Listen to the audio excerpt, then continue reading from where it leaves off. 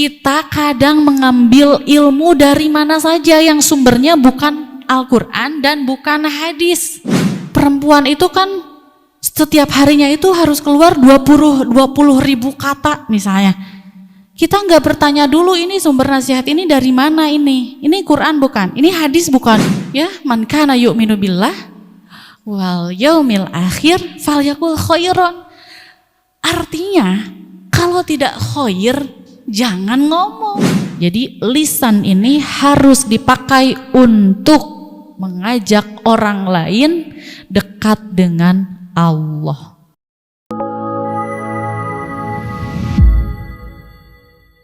Betapa pentingnya lisan.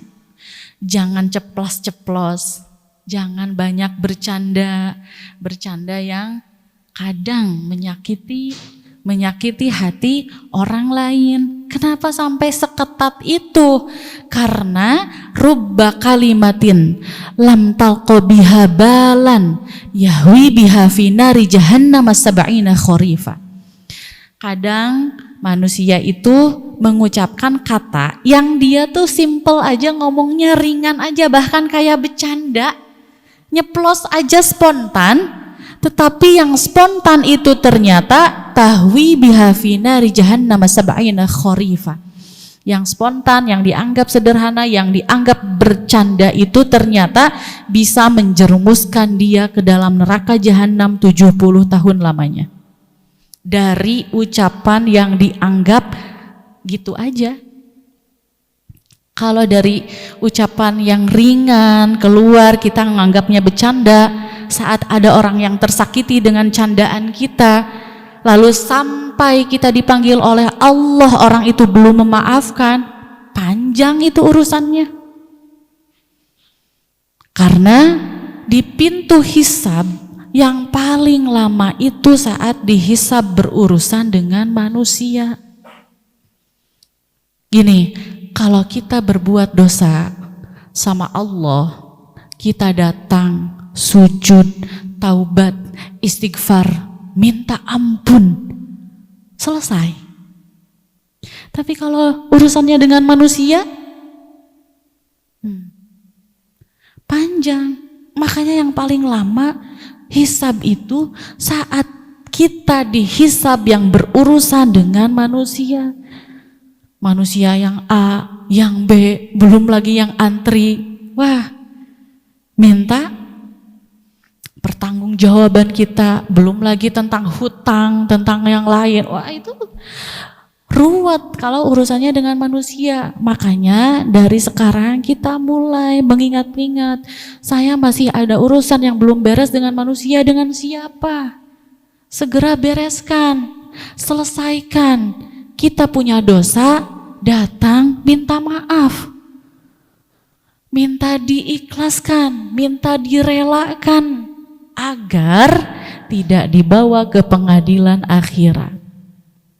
Kalau sudah dimaafkan saat di dunia, maka langkah kita di akhirat insya Allah lebih ringan. Kejar siapa aja yang pernah kita sakiti hatinya, kita punya salah pada siapa saja, hutang dibereskan agar begitu menghadap Allah tidak terlalu banyak hubungannya yang menghalangi kita, perjalanan kita menuju surganya Allah. Itu Bu yang paling memberatkan itu, hisab dengan sesama manusia. Makanya kan kenapa dalam hadis ada yang disebut dengan muflis.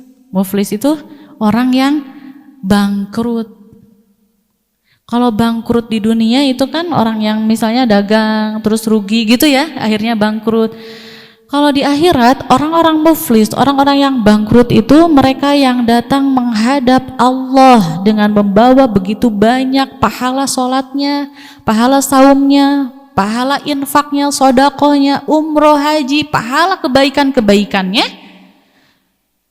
Tetapi pas mau ditimbang banyak sekali orang yang mengadu kepada Allah, ya Allah dulu orang ini pernah fitnah saya, dulu orang ini pernah menzalimi saya, dulu orang ini pernah mengambil hak saya. Dulu orang ini pernah mencela saya, pernah memaki saya.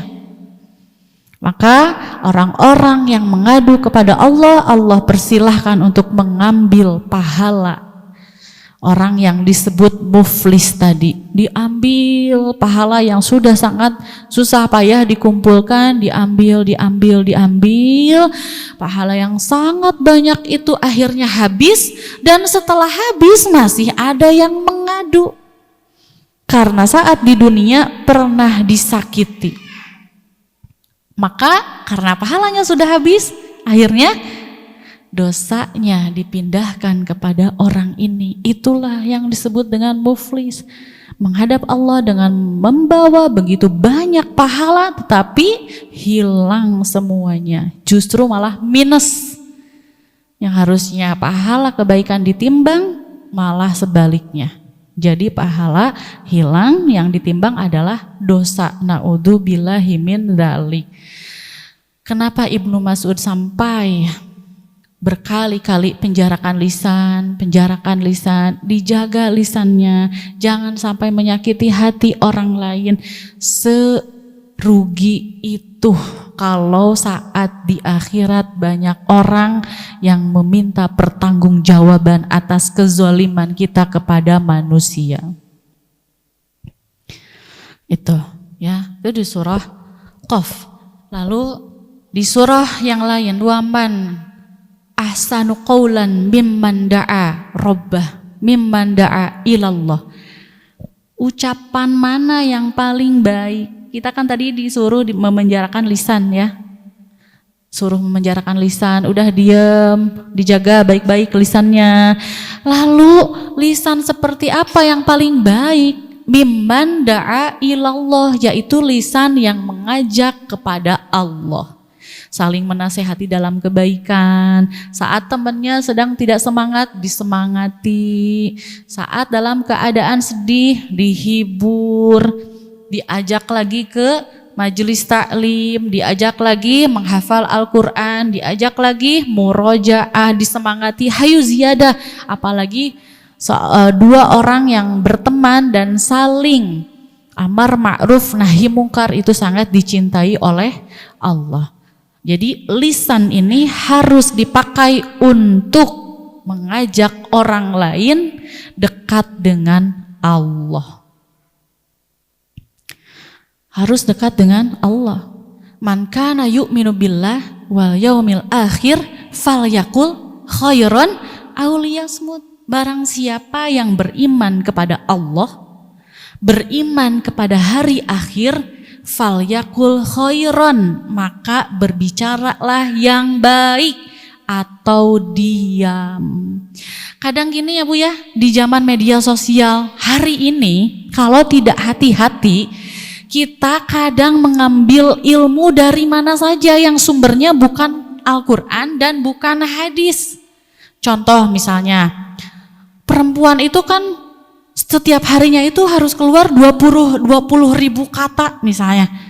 Kita nggak bertanya dulu ini sumber nasihat ini dari mana ini Quran bukan, ini hadis bukan, sehingga beramai-ramai gitu ya, seakan membenarkan, ngomel-ngomel ke suami, wah ya Nabi soalnya ini belum keluar 20 ribu kata. Karena salah mengambil nasihatnya.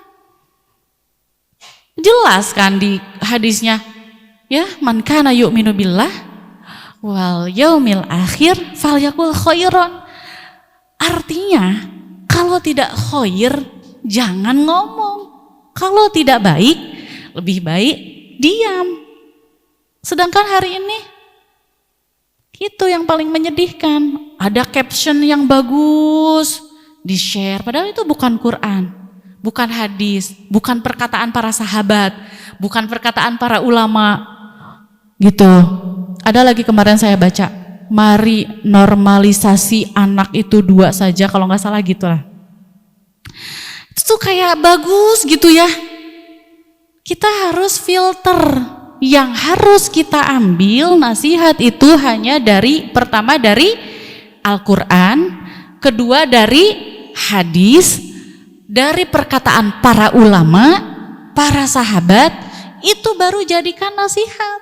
Kalau nasihatnya yang gak jelas sumbernya dari mana, jangan. Itu sih yang paling kerasa. Akhirnya ini mau menyalurkan dulu 20.000 kata. Kenapa nggak disalurkan? Kalaupun iya ya, kenapa 20.000 kata itu nggak disalurkan dengan murojaah? Murojaah sebanyak-banyaknya. So kalau mau keluar mah murojaah itu pasti lebih dari 20.000 kata. Karena aku nggak akan tenang kalau belum keluar 20.000 kata. Masih banyak gitu ya. Bahkan ada juga yang sama suaminya itu, soklah kamu mah pergi sama siapa aja gitu, nanti pulang lagi ke sini kalau udah 20.000 kata di luar gitu. Jadi biar pulang ke rumah tuh nggak berisik. Itu ada yang seperti itu. Saking salah kaprahnya. Jadi wanita-wanita muslimah itu harus selektif menerima nasihat itu dari mana. Sudah jelas fal yakul khairan aw liyasmut. Gitu. Makanya banyak yang menormalisasi ngomel-ngomel ke anak. Enggak apa-apa daripada dipendem misalnya. Dulu bagaimana dengan nasihat Rasulullah fal yakul khairan aw liyasmut kalau seperti itu? Itu. Lalu sahabat lagi ada yang bertanya kepada Rasulullah. Lalu wahai Rasulullah, ayyul muslimun afdol? Siapa orang muslim yang paling baik? Maka kata Nabi, man salimal muslimun min lisanihi wa yadihi. Orang atau muslim yang paling baik itu yang dia selamat dari kejahatan lisan seseorang dan gangguan tangannya. Di sini yang Nabi sebutkan pertama adalah lisan dulu. Karena lisan itu jangkauannya atau kecepatannya itu jauh lebih cepat daripada tangan. Nah, kita kalau mau mukul, saya kalau mau mukul kan jauh ya, susah. Harus kejangkau dulu jaraknya. Tapi lisan bisa menyakiti orang yang di mana di luar negeri, jauh lah jangkauannya. Paham nggak? Jadi lisan ini Rasulullah sebutkan secara khusus dan disebutkan pertama min lisanihi wa yadihi. Hati-hati. Sekalipun antara teman dengan teman, itu lisannya dijaga. Itu ya. Min lisanihi wa yadihi. Lalu kata Nabi, maukah kamu ala unabiukum bi khairi a'malikum? Maukah kamu aku tunjukkan amal yang paling baik yang berhubungan dengan lisan? Wa huwa azga inda malikin. Amalan ini dia sangat suci. Suci, mulia di hadapan Allah. Lalu amalan ini a'rofaha darajatin, akan mengangkat derajatnya. Dan amalan ini khairil lakum min infaqid dhahab wal fiddah, dan amalan ini lebih baik dari kita infak dengan emas dan perak. Apa amalan itu? Huwa dzikrullah, berzikir kepada Allah. Jadi berzikir kepada Allah ini amalan yang sangat besar pahalanya. Zikir kepada Allah memakai apa, Bu? Lisan. Jadi sibukkan lisan dengan berzikir kepada Allah. Sedang di jalan, astagfirullahaladzim, la haula wala quwata illa billah, la haula wala quwata illa billah, subhanallah, subhanallah, subhanallah, Allahu akbar, la haula wala quwata illa billah. Sedang sedih, sedang marah, sedang kesel, sedang ingin nangis, la haula wala quwata illa billah, astagfirullah, astagfirullah, astagfirullah, astagfirullah. Basahi lisan dengan zikir kepada Allah. Jangan beri peluang saat marah lisan kita mengucapkan kata-kata yang lain selain zikir kepada Allah. Bahaya. Kalau sekali terucap saat kita marah, maka setan akan terus menghiasi. Nggak berhenti. Makanya banyak ya Bu ya, kalau lagi marah tuh nggak terkendali. Gitu panjang gitu. Pada akhirnya Kalau sudah tidak marah, menyesal enggak? Menyesal. Apalagi yang harus hati-hati saat kita kesel kepada anak, jangan sampai terucap kata-kata yang tidak baik dari seorang ibu kepada anak. Bahaya.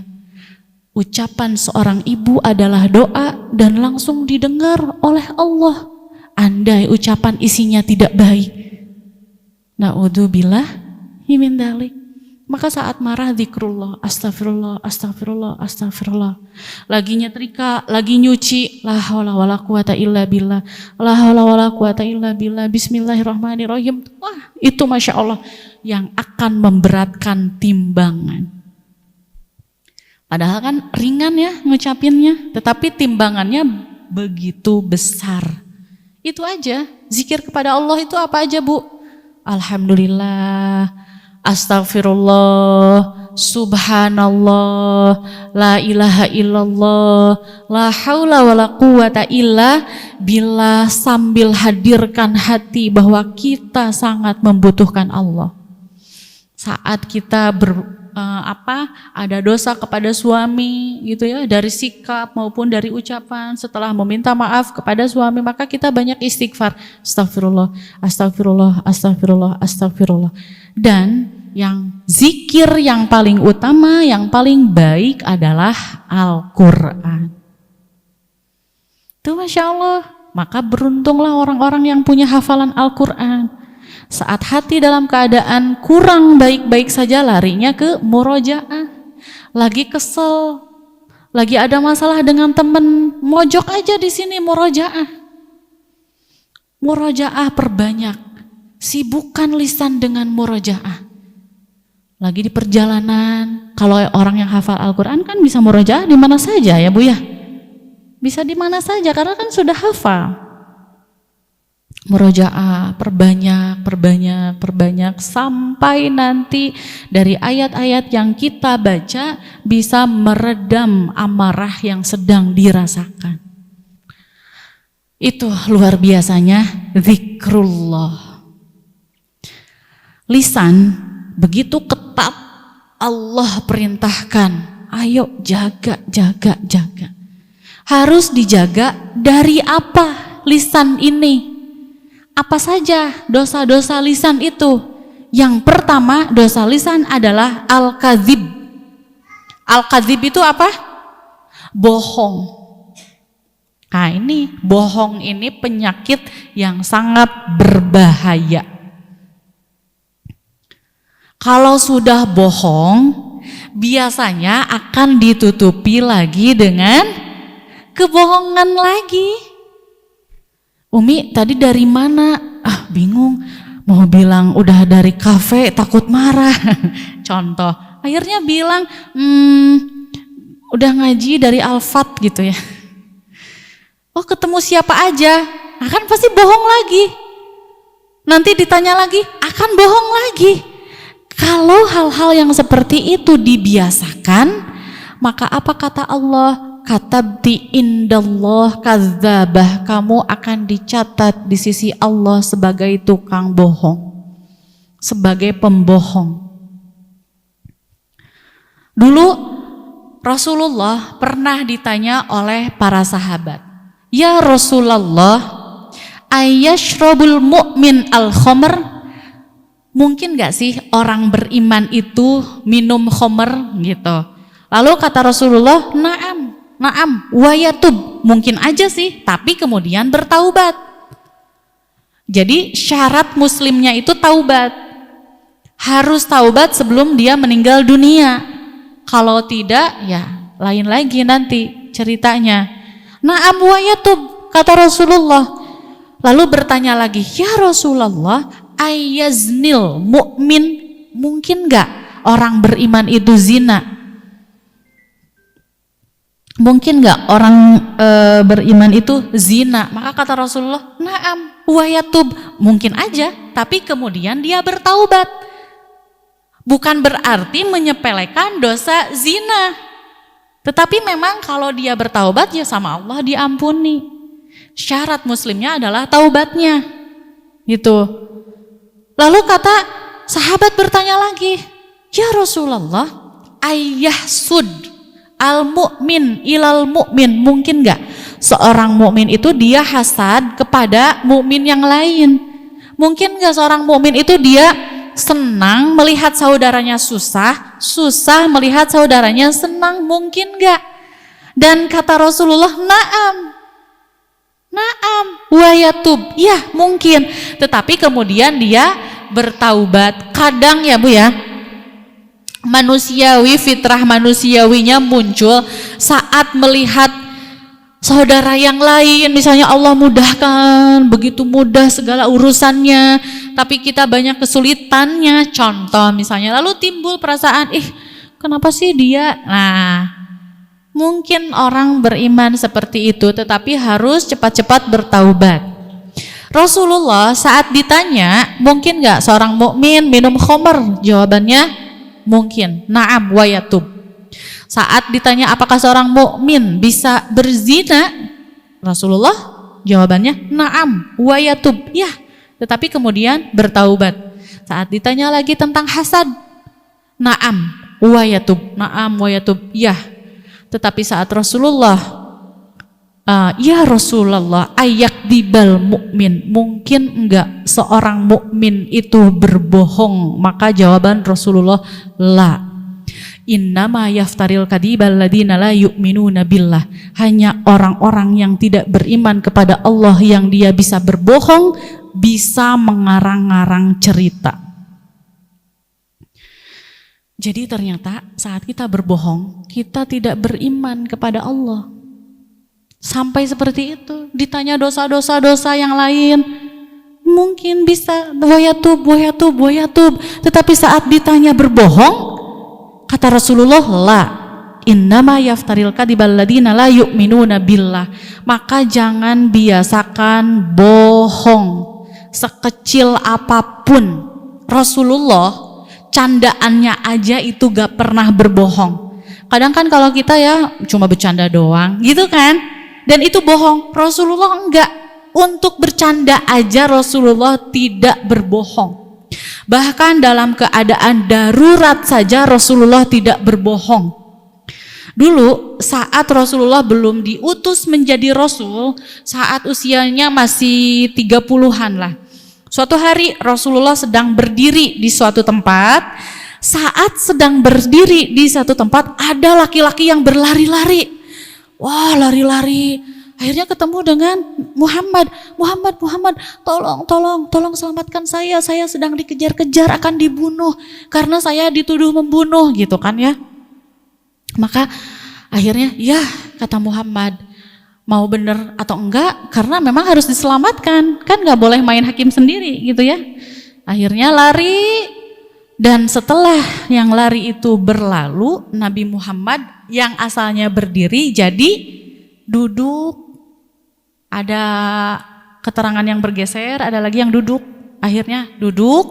Saat sedang duduk, datang orang-orang yang mengejar. Muhammad, kamu lihat nggak orang yang begini, yang tadi? Maka apa kata Nabi Muhammad? Kuntu majalastu fala. Selama aku duduk di sini sih nggak lihat. Kan lihatnya tadi pas berdiri. Saat sedang darurat seperti itu Nabi Muhammad tidak mau berbohong. Padahal kalau sedang darurat diperbolehkan, kan ada kondisi-kondisi darurat yang diperbolehkan berbohong. Tapi Nabi Muhammad tidak mau. Kuntu majalastu fala. Selama saya duduk di sini sih nggak lihat. Bener nggak? Karena lihatnya kapan? Tadi pas berdiri. Tapi kita jangan jadi cari bahasa nih, asal nggak berbohong. Misalnya janjian sama teman, kamu masih di mana sih, lama banget. Baru ingat, astagfirullah, iya ya saya teh janjian OTW, padahal mau OTW kamar mandi. Jangan, itu mah bohong sama. Kalau Rasulullah kan beda, itu kan dalam keadaan darurat dan sangat genting. Yang menjadi bahan evaluasi adalah hari ini betapa banyak sekali manusia yang terbiasa berbohong. Dengan kondisi-kondisi yang sesungguhnya nggak usah bohong, kenapa sih harus bohong gitu? Ya, apalagi ke temen saking nggak mau, oh nanti marah, nanti gitu ya, nggak apa-apa, lebih baik dimarahi daripada harus berbohong. Karena tadi kalau sudah berbohong nanti akan ditutupi lagi dengan kebohongan, bohong lagi, terus aja seperti itu.